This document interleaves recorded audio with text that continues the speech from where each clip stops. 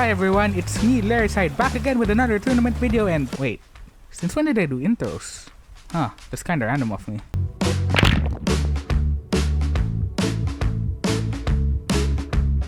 Shortly after the conclusion of the Little Cup tournament, Amaisora decided to host their own tournament on Zero's server. This one's a bit unusual in that we'll be playing with randomized monsters. Here's how it works. We're entirely taking over Larry's video for a little. Sora, how did you— We got some basics to talk about first. Larry and I have been playing for quite a while in the community. You see in some snippets that I'm quite a consistent community member, and that after Little Cup was wrapped up, I had a plan to set in motion. Picture this, you're ready to do some super serious, intense tournament stuff you've been preparing for. Damage calcs, sticker optimization, all the things you could ever dream of lining up in the perfect shot of the dark for your own victory. But what if we made you pick Scoot Walrus? I will randomize your team. What you see is what you get, and you get to customize them to not be terrible. If you feel particularly unlucky, need some glue on your team, or just want to use your favorite beast, we got you covered as well with a free space to this bingo card of bastardry. But here's the thing, what if your picks mattered even more despite being randomized? We gave the ability to trade with another person if both people wanted to. But a grim reminder was put into place. A cold reality that each person signed up would have to consider. Do you trust the people you battle and trade alongside? The idea of trading a tape to someone who could use it themselves to destroy any chance you have of winning the tournament? The people you discuss cassette builds with, the people you tell those damage calcs with, the idea to keep your friends close, but instead to keep your opponents closer to backstab them in the dark. On a lighter note, the tourney's wrapped up in a nice bow being done in the standard round robin with the best of 3 to dictate who is the victorious player, with the top 2 players in each of their respective divisions moving to the second half we'll discuss later. Oh yeah, basic rules apply. We ban a list of things in the tournament on screen here because we've played long enough to decide what is and isn't fun to the community. If you have a problem with it in the comments, just can it. Anyway, this ended up being the largest tournament by far with 28 signups. For comparison, our tournaments barely hit the 2-digit number, so this is a significant difference in size. This time, however, I want to mix up the way I approach tournaments. I've decided that I want to do something a bit more social this time. After all, tournaments are more fun if you can find a friend or two to work with, do some brainstorming and practice, and try to take on the victory together. But hold on, you might say. Do you trust the people you battle and trade alongside? While these are concerns worth considering, this is not something that worried me. After all, tournaments aren't just about the glory of victory. It's also about the friends you make along the way. This time, I want to make friends. I decided to reach out to Hazel, who just recently became active again on the server. Hazel has appeared in this channel before, all the way back in my first tournament video. She also participates in the Pokemon Video Game Championship, so I figured she's probably already familiar with the local culture. She may have left the PvP scene for a while, but she's quickly picked it up again in such a short time. Hazel was down with my idea, so that's great. I do want to have another member on the team, and we decided to recruit Bleck as well. Bleck has also appeared in my first tournament video as one of the early PvP players during the multiplayer beta days. He has participated in a couple of tournaments as well, plus he has such a unique and creative team building style, and so this is also an opportunity for me to learn. Anyway, it's time to move on to the first phase of the tournament where the monsters will be chosen. Sora streamed the whole randomization over on Discord and a bunch of us hopped on. The stream was mainly there for record keeping, but instead of showing that to you directly, I'm thinking we upgrade the presentation. There, much better. So here goes nothing. I know at least like someone out of the 28 people in this tournament, they are not going to be happy with what they're given. I mean, that's what you signed up. It's a randomizer tournament. What did you expect? That's what makes it funny. Yeah, that's what makes it funny. You are going to get something like Rocketrice and you're going to have to work with it. And off to Bleck's team now. So we start off with Artillerex. That's just his T1 team. But yeah, he is the only Artillerex user ever. So he'll be very happy about that. So we got Apocalypse, Southpaw, Claw, and last roll is going to be Caffrey. No. Oh, there's a Caffrey. There's our first Caffrey. You gotta be kidding me. Cold God. So many cold gods. I have needed like definitive proof that I'm not going crazy. I memorized Arkid's dex number and it just... You just want to remember it so that whenever you mention it. You put in more effort into this than I am. I'm just here. Yeah, that's Taro. Oh, neat. Can't wait to get that on my roll. Lucky. Oh my god. Umbrella. It's Umbrella, It's yeah. Umbrella. Tontom, uh-oh. No, no. Uh-oh. Uh-oh. It's Sprinkles is getting like the dream build, and that's gonna be Fragliachi. Yeah, it's Fragliachi, let's go. Wow, That's Rosehood. This is a range too. it's a range team with some pretty good piece. Oh my god! Enough! Stop with the cauldron. We should make Cauldron the official basket for this event. This isn't even scripted at this point. This is just funny. That's another head turn. Oh man, I love team diversity. Who needs team diversity? We got another Interloper. Interloper versus Cauldron matchup is crazy. Another head turn. Oh, you gotta be kidding me. I'm going mad with the rage on how many repeats I'm getting. It's finally my turn. Let's see what we get. Hi YouTube. Hi YouTube. Hi. Hola. Alrighty. Let's go! Scobalus, let's go! One. Let's go! Oh my god, it writes itself. It's What Scobalus are we over on? chat. Scripted, guys. It's scripted. Of course I get the Scobalus. Despite being a diver, this monster is quite notorious for having such a shallow move pool. It only has 4 tags to its name, which means by default it's only compatible with the following moves on top of the universal ones. That's not a lot to work with. It has Bite and Trap Jaw, which is nice, but it's coming off of its middling melee attack. It doesn't even keep any of its water moves as a non-water bootleg, not that you'd run a water type when Thunder Blast, Magic Tome, and Icicle Dart are everywhere. You could make Scobalus work if you had better tools to support it, like Spring Load Robin Dam to make use of its decent range attack stat and its weirdly melee heavy moveset. That's Oracle. No, that's the word. Oh no, that's Weirma. I was Weirma. off. Yeah, it's Wormo. Worma. You used to be a star player in your younger years, but now you've fallen off as you've grown older. You and I are not so different. Anyway, Wormo is workable, but when I already have Scobalus on a team, I need something that's just better than this. Wormo is best suited for an attacking role, but it needs a ton of support to really get it going, and that's not gonna come from Scobalus. Let's see here. Moment of truth. That's a Ramtasm. That's a Ram.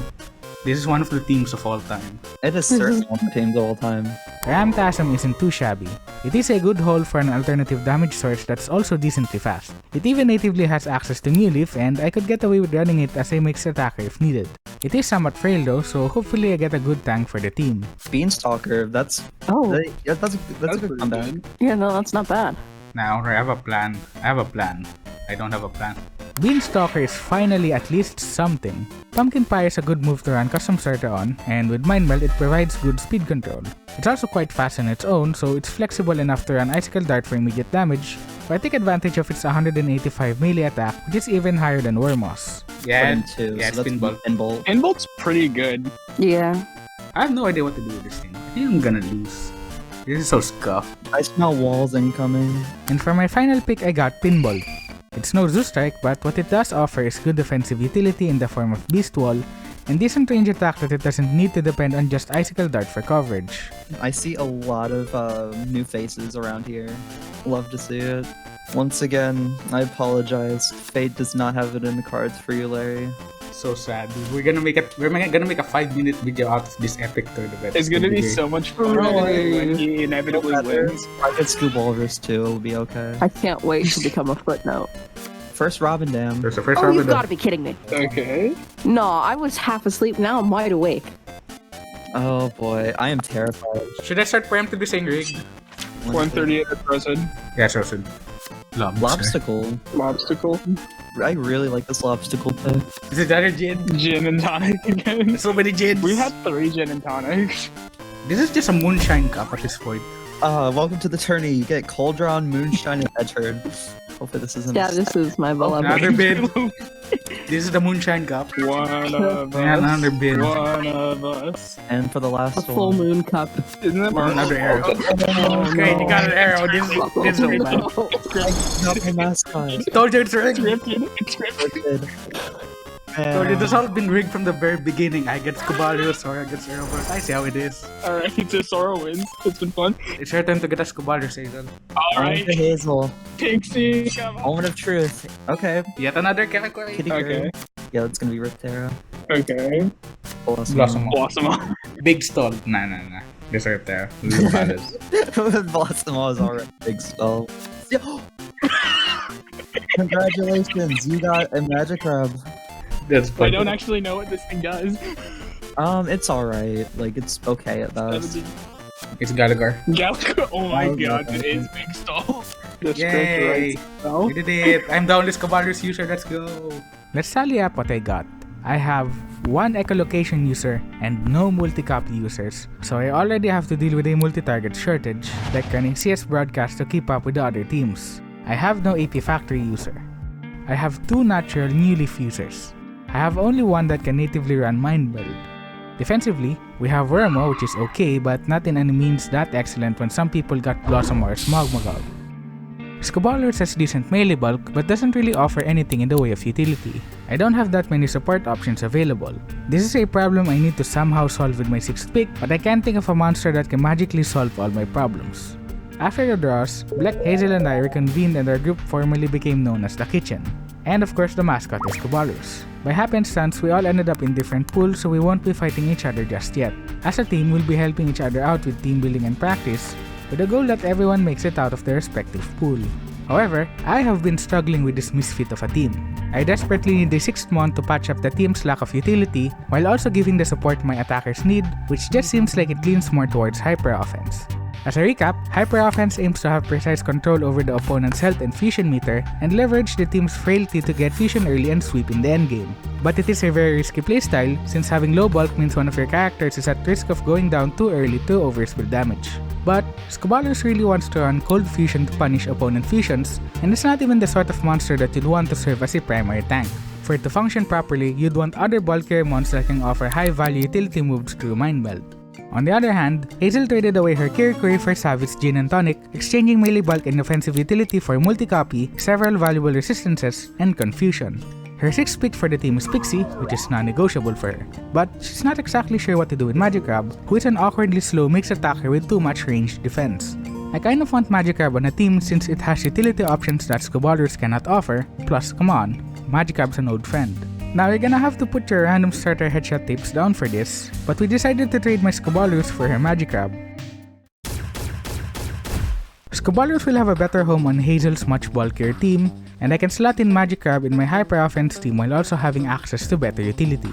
For the final pick in my team, I considered Robindam, since I now have 2 mixed attackers in the form of Magikarp and Ramtasm. Robindam offers both echolocation and AP factory, which is nice roll compression for the rest of the team. But it's been a while since I've seen Robindam, so I'm not quite sure what's a good set for it. That's when I remembered that not too long ago, Sora made a Robindam set combining ideas from my Musketeer from Little Cup and Umbo's Robindam from Zero's second tournament. With the conversations on this new Robindam style, I managed to reverse engineer the following set.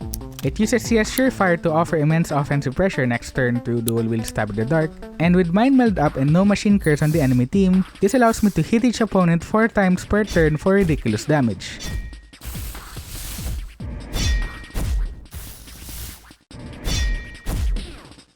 That is, if I don't get hit by New Leaf before that happens.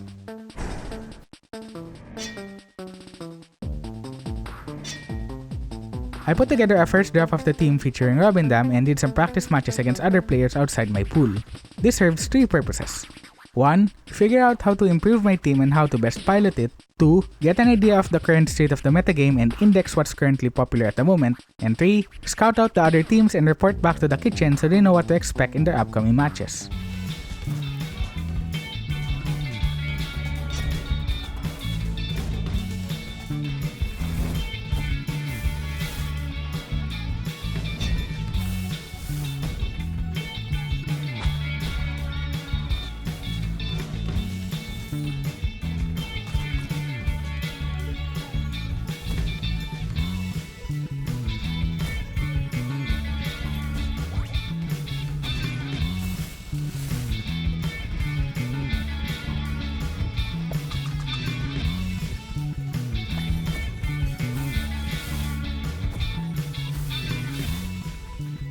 After some practice, I decided to tweak the team a little bit and gave it another shot.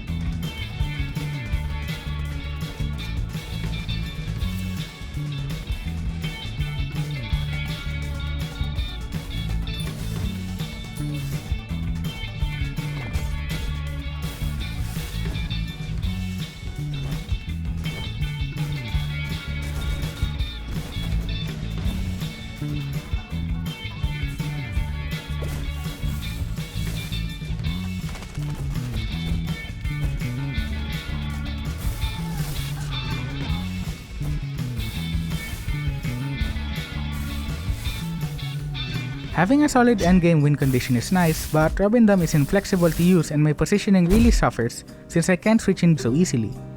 This will be more pronounced for the actual tournament matches since we play with open team sheets, meaning we can see the opposing player's tapes, moves, and partner choice. Furthermore, I've started to notice an increase in fireproof usage, which really hinders Robindom's damage output and decreases the value of having rapid fire on pinball. Because I've been relying on wall spam to keep the team healthy, some players have adapted to slotting in Crumble as a countermeasure, and getting her offense dropped just before the big attack is becoming more of a liability. Moonshine is also everywhere, which is a legitimate concern given how obnoxious this move is. It's cheap, spammable, and can ruin your day since Confused overrides the targeting to the default one. This means if Confused triggers, which by the way is a coin flip, and decides to use New Leaf, you will New Leaf yourself, which is horrible positioning wise. That's when I had a crazy idea. Mid-speed AP Factory. If I have a CS Mind Meld AP Factory user, I can control where the AP goes since AP Factory triggers by speed order. Since both tapes will have AP Factory through Mind Meld, the faster tape will end up having all of the AP. Astral Trifinx is perfect for what I'm thinking. When paired with faster mons, Trifinx takes on a support role, giving its allies the AP needed to attack freely. When paired with slower mons, Trifinx gets all the AP, so it can use Wonderful 7 and hit all the fire types running fireproof. Of course, I added in Moonshine to even the playing field because it's much easier than slotting in Self-Assured. Mid-speed AP Factory is an extremely unconventional idea. It is very difficult to use since you need to have good positioning at all times to ensure that the tapes that want to have all the AP will have all the AP. But it does offer me the ability to catch my opponents off guard with what I switch in and add an extra layer of complexity into them trying to dissect my team. This idea is too difficult for me to use, so looks like I'm back to the drawing board again. At least until... I've actually run into Sora a couple times during practice, but this time Sora reached out if I want to do some matches against a new team. And that's exactly what we did. Unsurprisingly, I got demolished in practice, but then Sora offered us to swap teams temporarily as a team building exercise and show each other a different take on how to make the other team work. I didn't really change that much on Sora's team, but I slotted in a Palangolin for the 6th pick. It wasn't even a good Palangolin set, but I just wanted to get across the point that I think this team would benefit more from having a control option through Fair Fight. For the team swap, Manual Fusion Power is a neat concept since it drastically increases my sweeping potential in the endgame by having 2 fusions on my own side, although the clone acts autonomously. This didn't really work that well for Sora's Winterloper, but I see its potential on my own team. And with that, I now have a brand new framework for how I will approach team building. I suppose this is also when Sora and I officially, though also unofficially, teamed up together since this was only between the two of us and I'm still part of the kitchen. Sora's a good friend and a tough rival, and could have been a 4th member had the groupings not already been announced. So I'm not really sure how I ended up in this messy web of allegiances and where my true allegiance even is. Anyway, after that discussion, Sora and I also shared some ideas that could work for their team, like experimenting with Conductive. This time, however, we examined 2 innovations for the Conductive archetype. The first thing is using Butterfly Effect. Under rainy weather, Butterfly Effect is a lightning type and applies Conductive. If you have host advantage and you're in a spot that's raining, the battle will start with a rain weather condition. You can even manipulate the weather indoors if you initiate a wild battle and use Thunder Blast or Lightning Bolt. The second innovation is using Call for Help and finding suitable locations to summon monsters that can either use lightning type attacks such as Amphair, or are weak to lightning themselves and can thus trigger Conductive such as Elfless. From testing, neither of these ideas worked on a hard Conductive team, and a bit of fear-mongering on Call for Help happened, but no one ended up actually putting it on their team. Using weather manipulation for Butterfly Effect is still a rather interesting tech, however, that it sticks around. So, Sora eventually went back to a more standard balance team after trading away to Kubi the Winterloper they've been struggling with in exchange for Major Tom. This, however, meant that Lockout is now an option through Close Encounter and Avalanche. If Close Encounter occurs first in the status effect list before Snowed-In, all moves, including status effects, are converted into melee and are thus affected by Snowed-In. Exceptions to this are moves that only affect your own team, such as Walls or Self-New Leaf. But at this point in time, not many people even prep against this tech, so it's certainly going to be a problem to anyone who will be up against Sora. As for the rest of the kitchen, Hazel has swapped around some ideas for Blossoma types and leverages a semi-stall strategy with Pixie as a 6th pick since it's her mascot. Meanwhile, Bleck has settled on using Ratcatzel as a 6th mon for support alongside a very non-standard Kepri set. Bleck and I finally had some time to do some practice matches together, and these tapes are no joke. The team has some interesting ideas like Fast Manual Delegate as control option, Artillerex with Mind Meld for both support and offense, and the Ratcatzel hitting you with all the statuses in the world, even the ones that make you pull your hair out.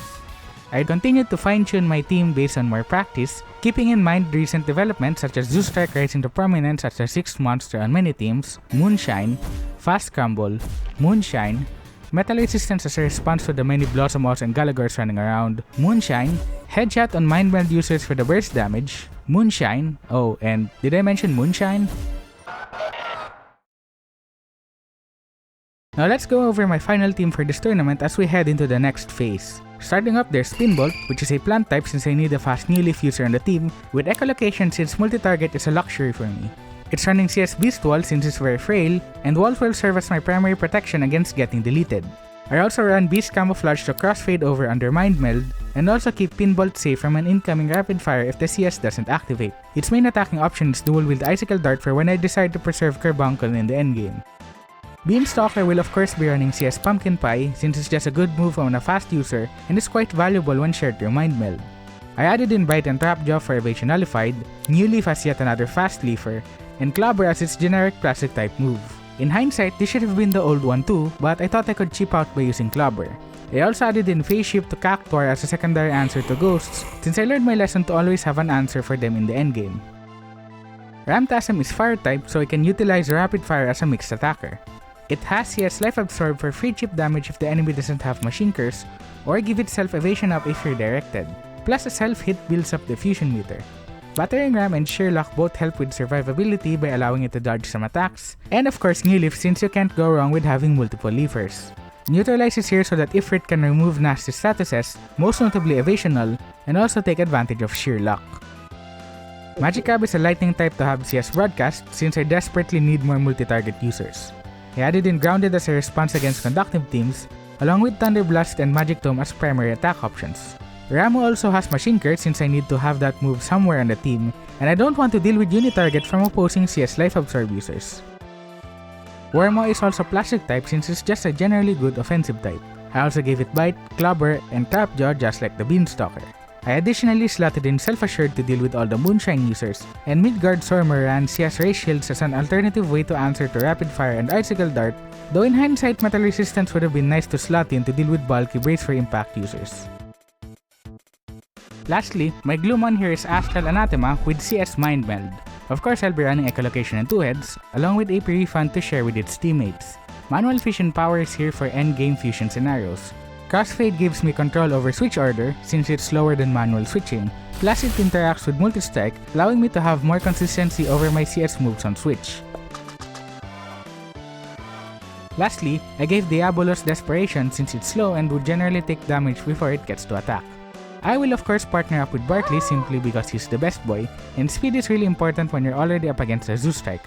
Some of them can afford to be on the player slot instead now that the power level is much lower, so outspeeding them in that specific instance would be nice. And that's the rundown of what I'll be using.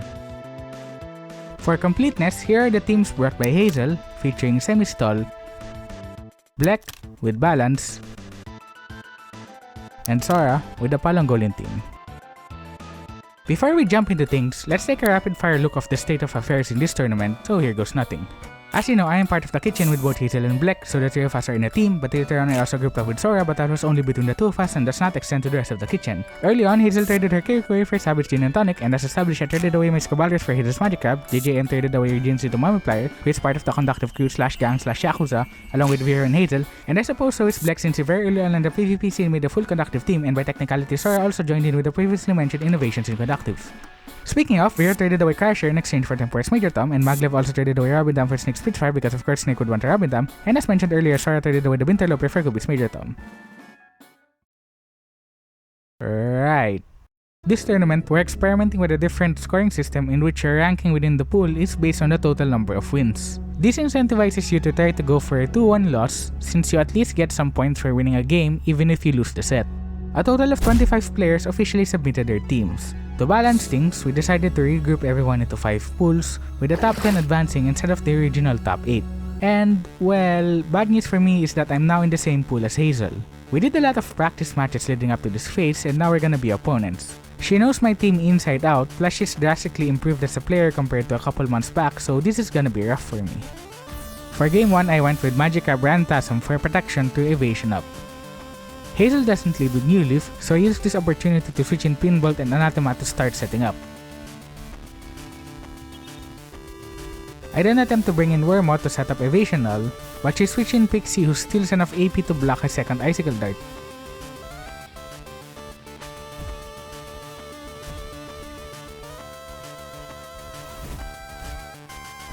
This AP stealing steadily becomes a problem, but I don't want to bring out Magic Crab so soon. I needed to keep applying pressure by threatening damage. Luckily, Wormo still has enough AP for Multi-Strike Bike, which brings down the Pixie. In this turn, I misplayed by using Battering Ram instead of Clobber, which barely did not KO the Barkley. But then I got saved by the 20% chance from AP Refund. Even though it's now a 2v1, Galagor is quite hard to deal with, and I have to put up with Confuse.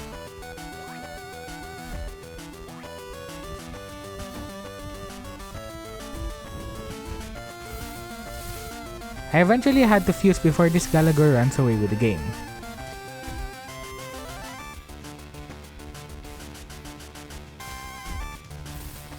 Since I don't want to deal with Confused, I later unfused, which ensured that only one character will have this status effect.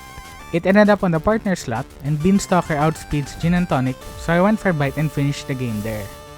For game 2, I led with Anathema and Magic Crab just in case Hazel leads with Pixie, so that I don't immediately lose AP here. But she responds with Melded Multi-Copy, taking advantage of Anathema's opening buffs.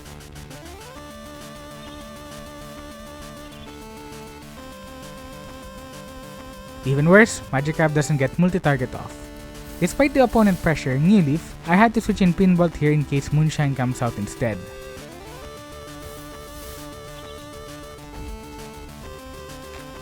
I do get New Leaf, and now I'm staring down a Reptera fully ready to sweep me.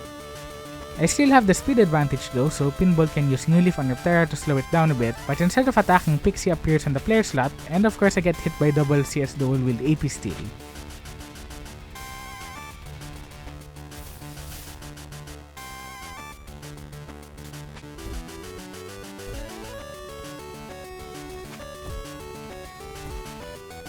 I reposition in Wormo just in case this is Moonshine, but Pixie switches out and Galagor uses Clobber, which is promptly refunded. Both enemy characters have 10 AP, and I don't have any buffs to keep safe from this. I try to switch to Magic Crab just in case this is Brace for Impact instead, but Jin goes for Gintoxicate. I do get Evasion Null up, but I'm forced to bring Pinbolt out to try and get some walls up even when Pixie pressures New Leaf. Hazel goes for double Gintoxicate, which could have been disastrous without the walls. I managed to chip down Pixie as it gets rid of confusion on my side.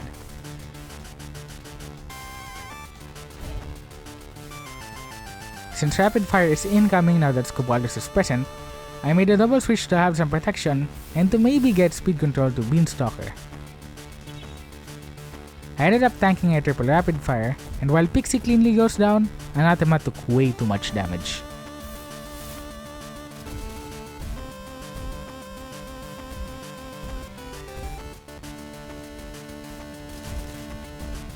After that, I started making a series of bad plays resulting in a loss. I switched in Ramtasm, which buffed the Scobalus, fused while Cold Fusion from Scobalus is active, and then got shredded by Blossomo's double brace for impact since while I could have salvaged this through desperation, it missed Blossomo twice.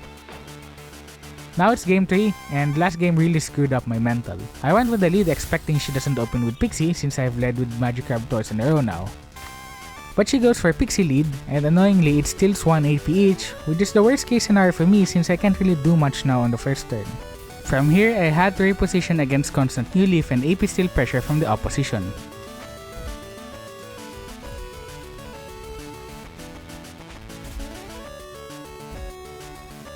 I for some reason decided to sacrifice Pinball for Fusion, which I get, and I save it up for a bit. I switch in Worma for Ray Shields, and then Anathema for Mind Meld, which it didn't get, though that doesn't matter since Pixie went for New Leaf. Pixie stays in to eat up my AP, but at least Scobalus is gone now, which means I can fuse safely. However, Rapid Fire did way more than I thought.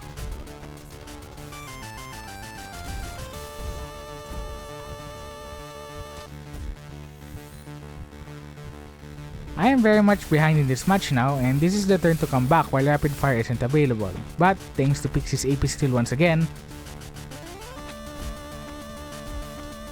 one of my attacks failed, which left the opposing player survive. I just didn't have enough anymore to win, and I lose the set. That loss really upset me since I had several opportunities to get back into the game, but I kept making bad decisions, forcing me to rely on RNG to save me, which never works out.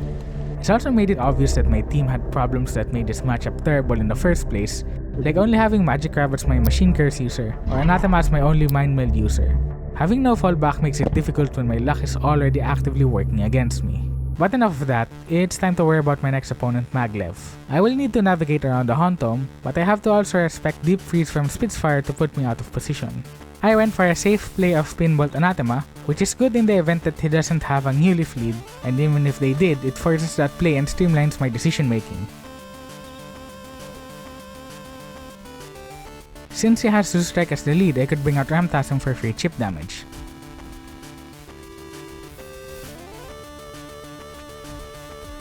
Capricorp switching in is bad since it walls Ramtasm after losing the camo. I let Ramtasm go down and tried to set up Evasional with Wormo but failed.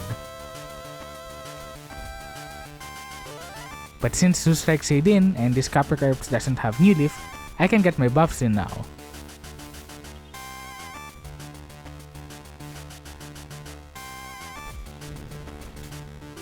I went for Desperation on Anathema in the event that Pinbolt fails to get the walls up, so it just deals pitiful damage but the AP is nice. Next turn Hauntom shows up, but Ramtasm still had speed up, so it slipped my mind that it could outspeed and clear my buffs. I switch in Anathema since if Ramtasm leaves again, I don't take any damage. I once again tried to set up Evasional but to no avail. With Spitfire in the field, I knew it would use Deep Freeze, so I pivoted in Magic Crab who can keep it in check. Multicopy is also detrimental for it as it ends up using all of its AP, and Deep Freeze will fail if Tape Jam is already present.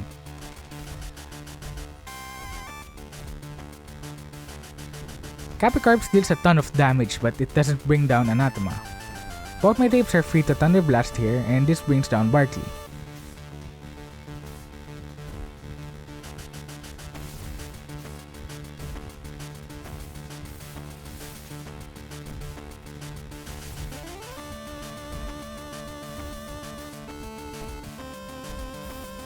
Thanks to Multi-Strike Magic Dome taking down Hauntom, and both Pinbolt and Magic Crab working together, I secure Game 1. For Game 2, I went for a double New Leaf lead to ensure that no one gets any buffs after turn 1, but Pinbolt's wall didn't activate so I had to adjust immediately. Anticipating a double attack, I switched in Wormo for Ray Shields and Leaf something, which ended up being Hauntom. I swapped out Beanstalker predicting a rapid fire from Hauntom, but it goes on Wormo instead.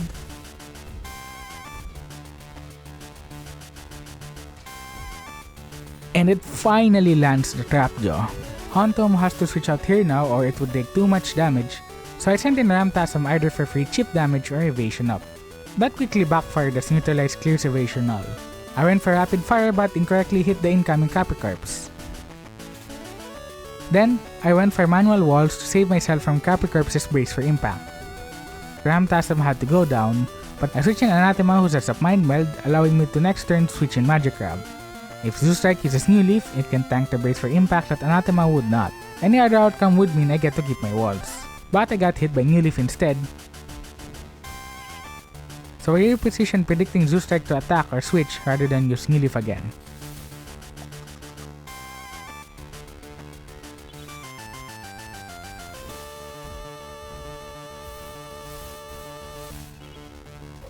Now that both my tapes have high AP and both multi-target and multi-strike, I go for the offense, winning the game and this set.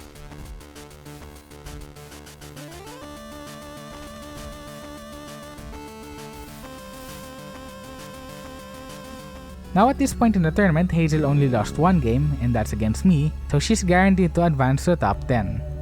Bleck also made it to top 10 with a 7-2 record, only losing a set against Cannon Strike, the top seed in their pool. Meanwhile, Sora has been busy and could not find the time to get their matches in. However, I am in a win-and-in situation against Umbo. If I want to have a chance of advancing, I need to win at least one game against him. Winning the set would be nice, but I just need to win a game to have a chance. Because his Gallagher has Magnet, I need to run double New Leaf as a lead if I want to clear its allies buff, but I have to be careful with my targeting by having the fast turn on New Leaf the Gallagher first. I did even out the playing field, but Gallagher just attacks the Pinbolt anyway. For next turn I can at least buy some time since nothing on the enemy team has the AP to threaten me. Next turn I went for the attack, but Pinbolt completely missed on the second Icicle Dart. Typhings goes for Revolving Door, which is fine since I have Rapid Fire that turn anyway. But I lose my buffs and don't even deal that much damage, and Umbo may just opt for the Moonshine button.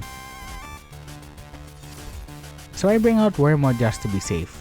But Gallagher shows up and I need to get rid of intercepting, otherwise it will just soak up all the damage, plus it could get really bad if it decides to use Fire Stance. But I tunneled on this plan and failed to account for getting hit by New Leaf, so I lost a lot of ground trying to reposition. I don't have an answer to Gallagher, so I had to rely on Ramtasm's sheer luck to bail me out. I had to move Magikarp off the field because Zeus Strike could just eliminate it with Icicle Dart and leave me vulnerable to Shield Bash. New Leaf comes in again, so I haven't really advanced my positioning, whereas Umbo's Typhings is ready to go on the offense.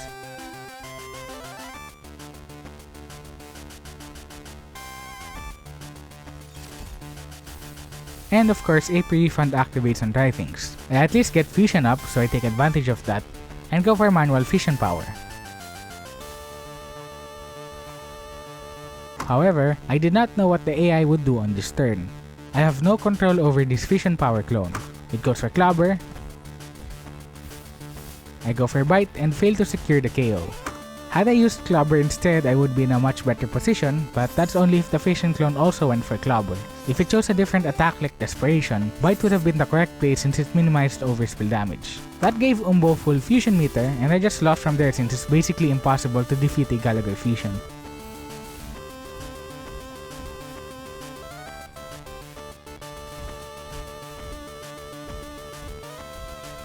For game 2, I tried going for a different lead, which does put me in a bad spot at least for turn 1.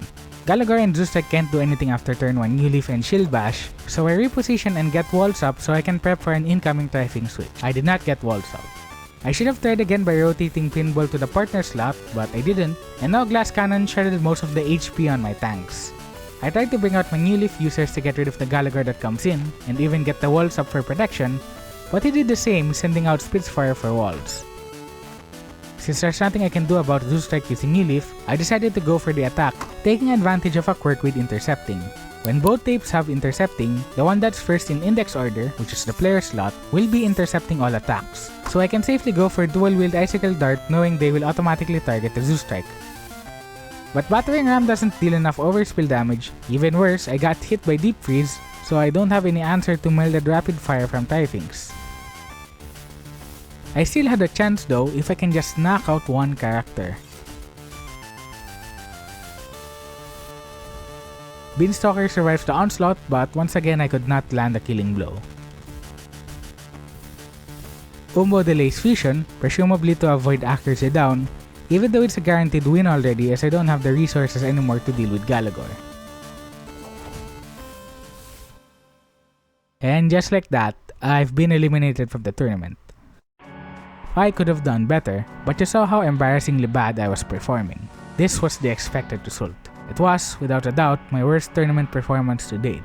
It was just a complete disaster, like, why am I even bothering anymore? I still have one more match to do against Scooby, so let's just get this over with and put this whole thing to rest. For game 1, I just went for a double New Leaf lead in case Scooby deals with Palangolin, although this could have been New Leaf instead. Palangolin did eventually show up, and Adeptile decided to use Guzzle Fuel.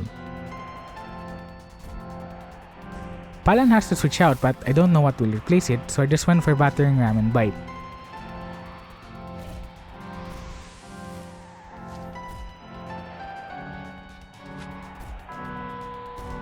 I later on brought Magikarp and kept attacking the Adeptile, so both tapes are on low health now. This was the perfect opportunity to reposition and get buffs again.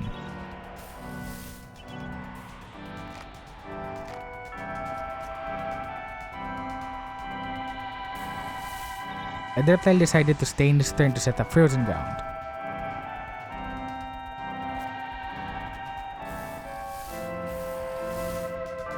I go on the offense next turn, which puts both Decibel and Winterloper low, at the cost of getting New Lift, which is a decent trade-off. I decided to finish off Winterloper as Decibel just goes for Unicast.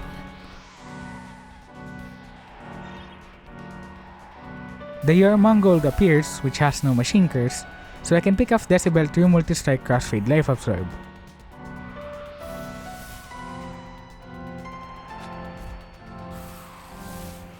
Evasion up on Yormongold is not great, but I have plenty of AP to attack. On the next turn I do just that, bringing down Kubi's character to Overspill, while the Palangolin survives.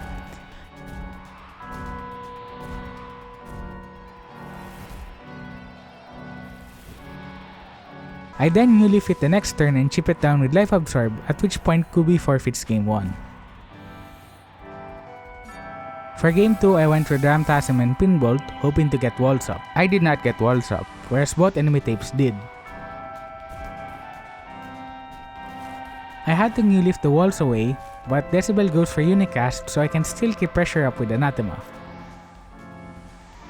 I chose to go for Crossfade Life Absorb for the chip damage, as otherwise this Adaptile would have outsped. Even though I don't have any statuses on me, I used Rapid Fire on the Adaptile slot and let Beanstalker's Clubber take care of the Decibel. Palangolin shows up and uses Fair Fight, but I already don't have any buffs anyway, so I don't mind it all that much. I continue on the offense since I don't have anything to lose anyway.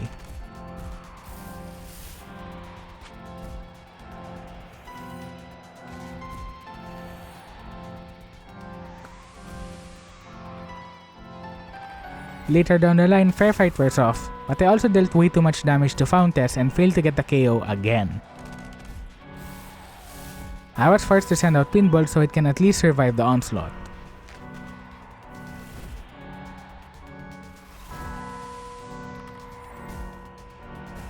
Kubi fuses next turn, but because I got Mind Meld and Pinball, I can rotate and get walls on both characters for safety.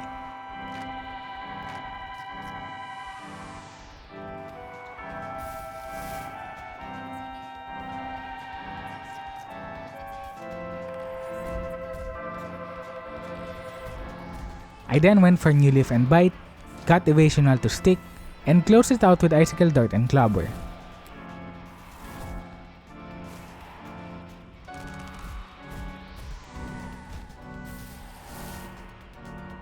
From here I win the game and the set, not that this or anything else mattered anymore.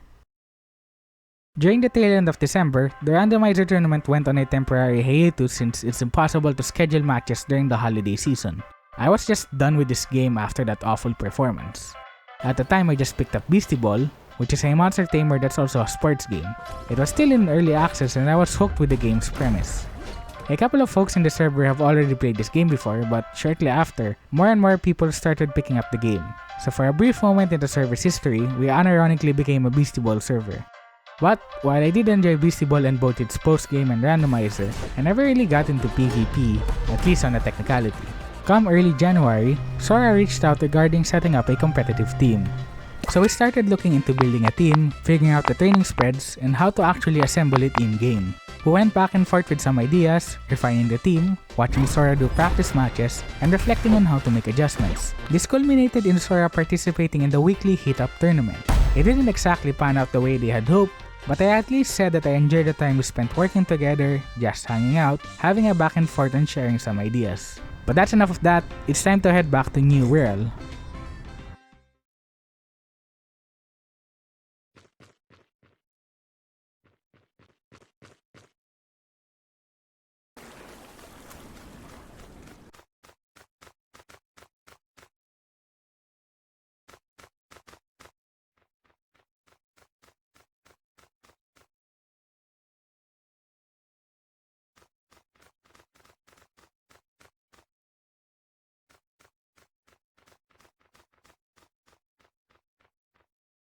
Well, it's time we bring this one to the finish line. Both Hazel and Bleck made it to the top cut. All that's left is to see if Sora can make it as well, if all three of them can do what I failed to achieve on my own. Oh, and by the way, For the rest of this video, we'll be following Sora's perspective since they've recorded their matches and allowed me to include them here.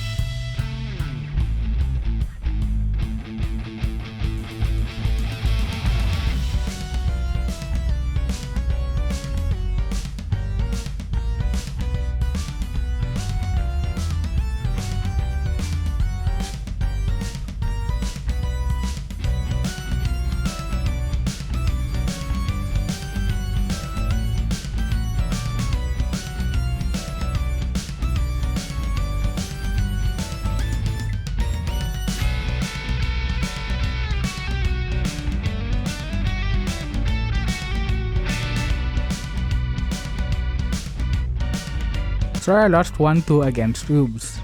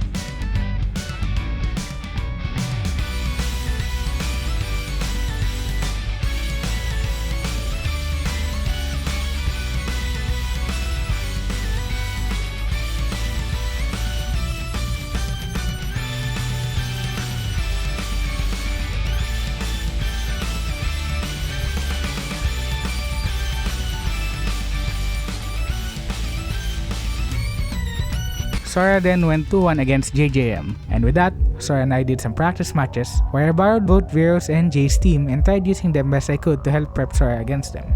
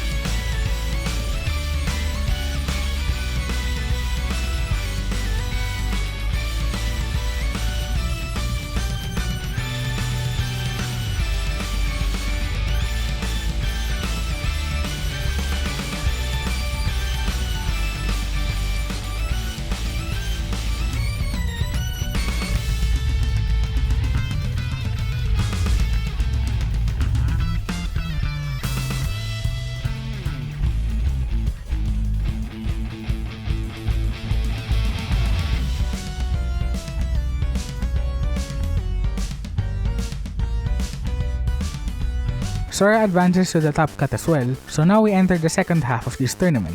The 10 remaining players now get to choose a team from the eliminated players starting from the top seed. With their original 6 monsters and the 6 tape chosen, they're now tasked with assembling an entirely new team of 6 tapes out of the 12 species they have. They can freely modify the bootleg type, sticker loadout, and even partner choice. After team submissions, the top players are split into 2 pools, doing more round-robin best of 3 matches, still in open team sheet format, and the top player in each pool will advance to the finals. Of the 10 players, Hazel and Snake unfortunately backed out due to personal reasons, which just leaves us with 8 in top cut. We had to change the pools to balance them out, and since Bleck was busy that week, I helped out with some team building ideas. But other than that, since both Sora and Bleck are in the same pool, I decided to leave the outcome of their group in their own hands.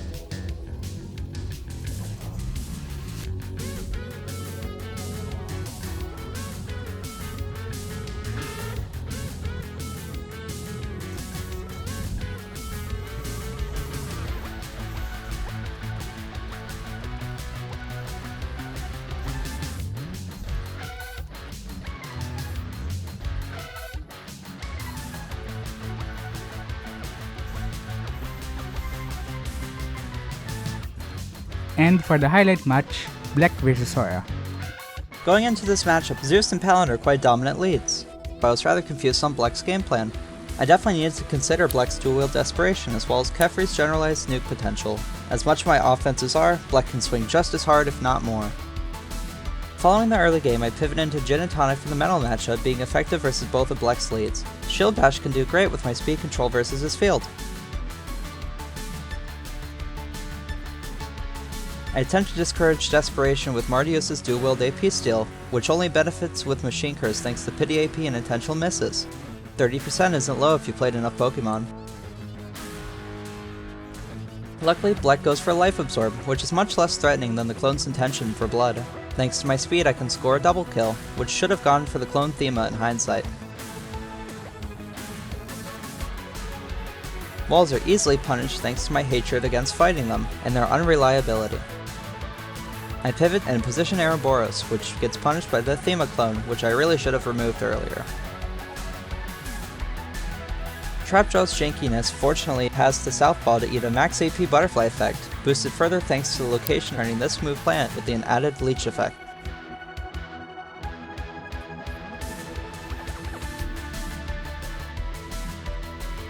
Bleck is primed for fusion already, which makes me very concerned.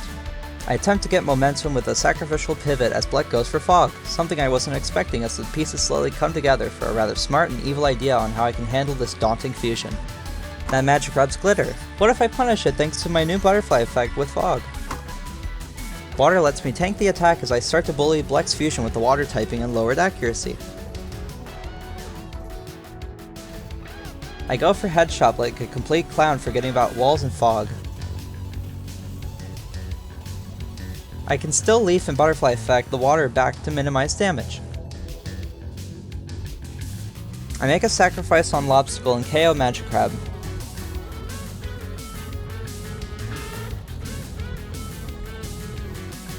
I'm free to New Leaf with Zeus and tear into Bleck's team now thanks to Max AD Martiusa.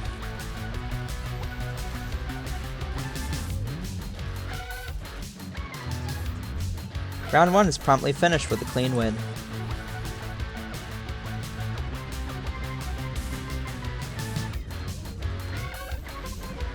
Game 2 starts with me thinking I can KO the Anathema clones, and being harshly punished with Barkley eventually dying thanks to the copycat from the rat. I basically lose here with some half-assed plays and maybe scrounge something up.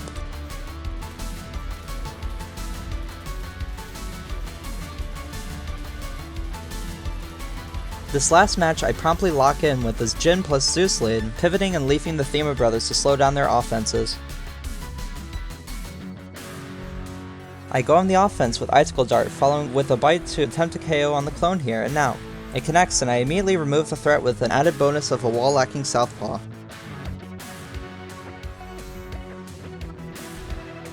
I make a double switch into Jin and Palin to start up Fair Fight and Mind Meld to end this game as soon as possible with my most aggressive play. 1 stab, 2 stab, 3 stab, 4.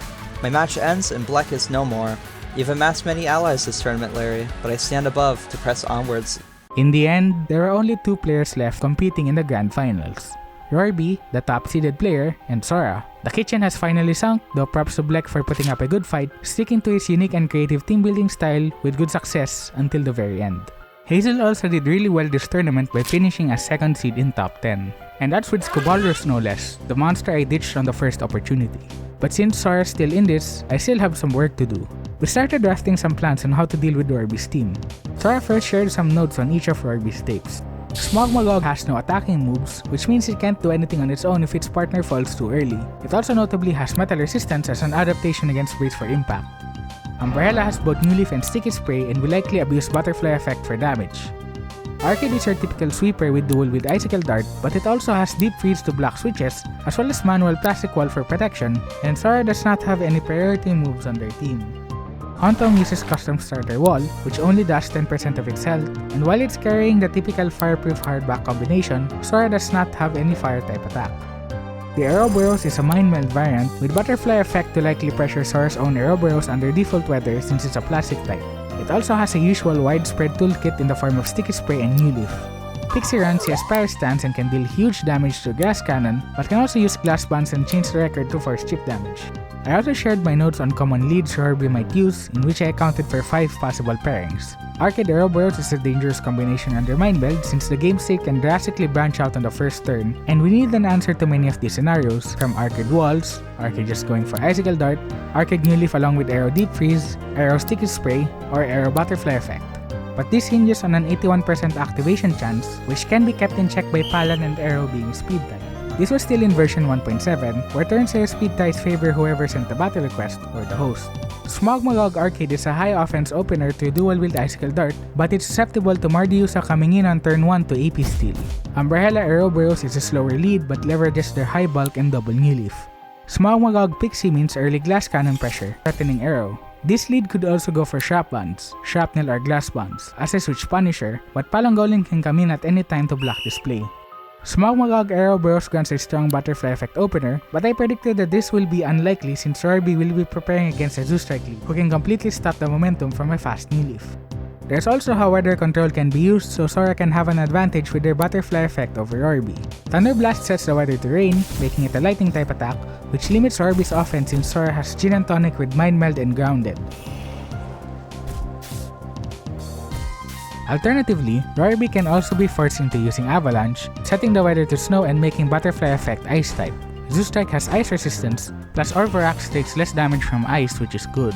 I also did a bunch of damage calcs, taking note of which attacks are dangerous at a given HP. Arcade threatens so much damage, but notably, nothing explodes in one hit unless it crits. With that, we've discussed potential leads Sora can use. Lobsacle and Zoo Strike as Ice resistance while being able to constantly pressure New Leaf. Mardy uses Zoo Strike to quickly pressure Evasional through Trap Draw. Ouroboros Zoo Strike to try and punish an aggressive Arcade lead. Lobsacle Ouroboros so that Aero can use a 6 AP Butterfly Effect and eliminate Arcade in one hit after conductive damage. This is the best we could come up with, but against an Arcade Ouroboros lead, this is a 50-50 on how the game state progresses. If Arcade goes on the offensive or uses New Leaf to Mind Meld Ouroboros, it will go down. But Rorby can instead use Plastic Wall, but Sora can also just switch in Palangolin instead to deny the wall, and so on. Rorby's Aero can use whatever and things can go out of hand really badly.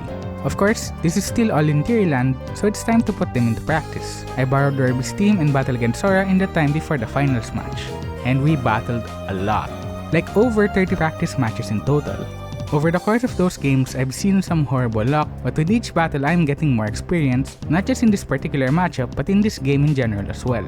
With each battle, I began to understand both Rorby's and Sora's teams and how to plan ahead. With each battle, I learned how to make better plays, gain leverage in the mind games, and reflect on what can be done to refine the game plan for the actual finals.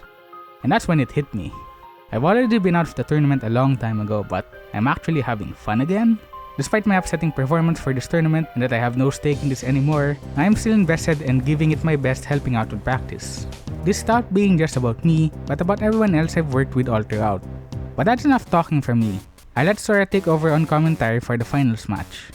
Following finals, I start off with Lobstacle and Zoo Strike as leads after theory crafting with Larry, as the consistency of keeping Zoo Strike on the field for more leaf pressure on force switching is greatly valued. Custom starter not proccing is unfortunate, since Mind Meld is almost necessitated, as I start with a standard pivot into a leaf combo. Non-weather is turned against me as I eat a rather painful debuff from the plant Umbrella. I make a double switch to set up my Mind Meld in Mardiusa, as multi-copy will help me reset my lost momentum earlier.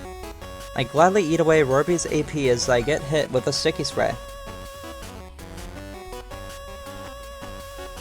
I switch to Zoo Strike to abuse Mind Meld as Rorby is forced to make a more defensive play against a double bite.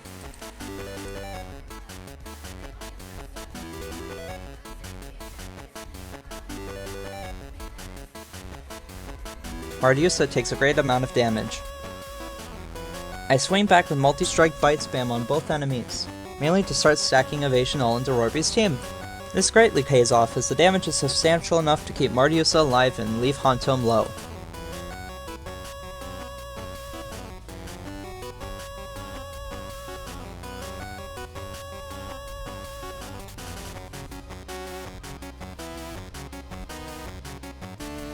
I make an odd play to leave the firewall as Jin sweeps in to help resist the Fire Hauntom's damage.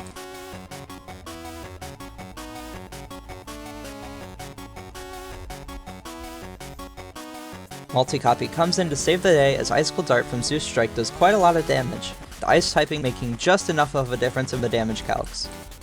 Leaf forces more switch pressure as Jin is safely sacrificed. My advantage state and status is I decide to bring in Palin and Arrow to start making some swings on the opponent. Avalanche is used, which may be helpful to myself later on thanks to ice resistance. Arrow uses a butterfly effect, where great effect is Lobstacle comes in to refresh the offense thanks to AP Factory.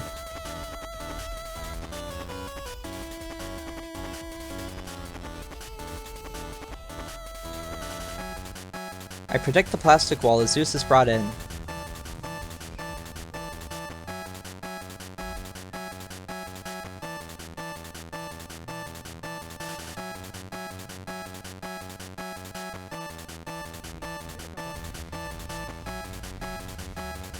Evasion down may help me farm crits easier or improve accuracy on future Icicle Darts.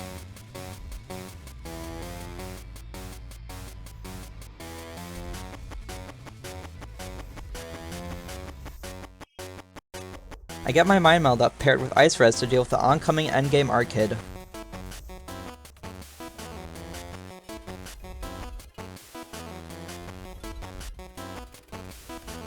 Zeus Strike barely lives, but this is not the position I wanted for endgame. I bring in Arrow to barely live.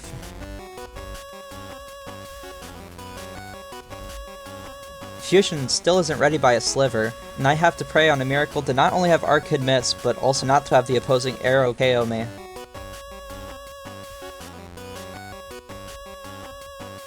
I bring in Palin to cover for any plastic wall shenanigans. Arkid misses the dart as I line up for the cinematic shot for Overaxe to obliterate Arkid. To secure my win, I fuse and proceed to use Butterfly Effect and dual wield stabs to regain AP for harder hitting butterflies.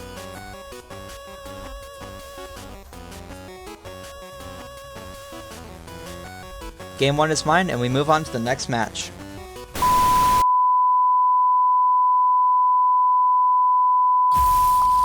With same lead as last game, Sprint finally comes online to apply better pressure against Rorby as I go for a new leaf and make a pivot to create a monstrous Martiusa before it unfortunately gets leafed.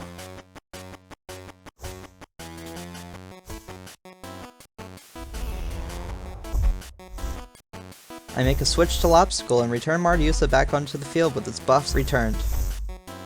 AP steal is denied, unfortunately.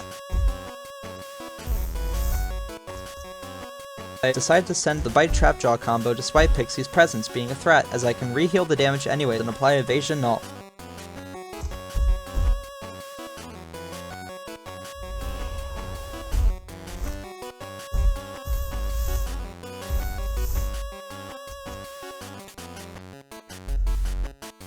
I pivot Arrow in as I go for my dual stab combo to try to end this fight quickly like how I did versus Bleck. Because Fair Fight did not go off, it gets applied to Arrow as Smogma God eats the deadly combo without being KO'd.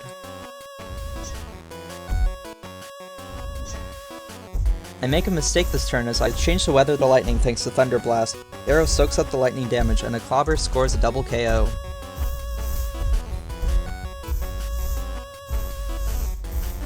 Luckily, my fusion meter is ready as Gen Strike is ready to clean up this match thanks to Shield Bash. Barkley is swiftly defeated thanks to Glass being weak to metal.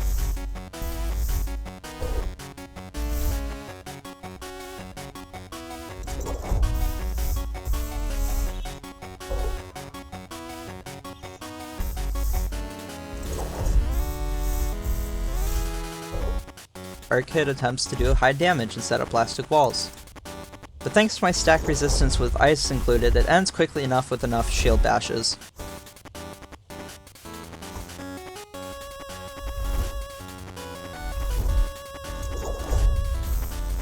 Phantom is brought out as a final shield bash ends this tournament once and for all. In the face of competition, why does cooperation exist?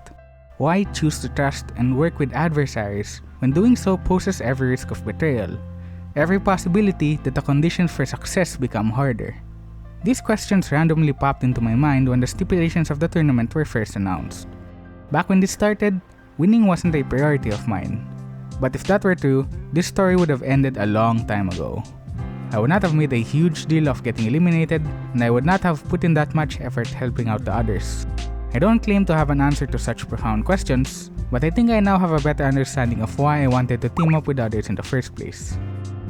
In an environment driven by competition, perhaps what I wanted all along is a sense of belonging. To find others who share my passion for this activity, of achieving mastery over the game, pushing the meta to new boundaries, and chasing that which has never been done before. At the end of the day, all these wins, all these glories, they're nice to aim for, but this can only do so much in terms of longevity. What builds a competitive community isn't just the competition that makes us join. It's also the people that make us stay.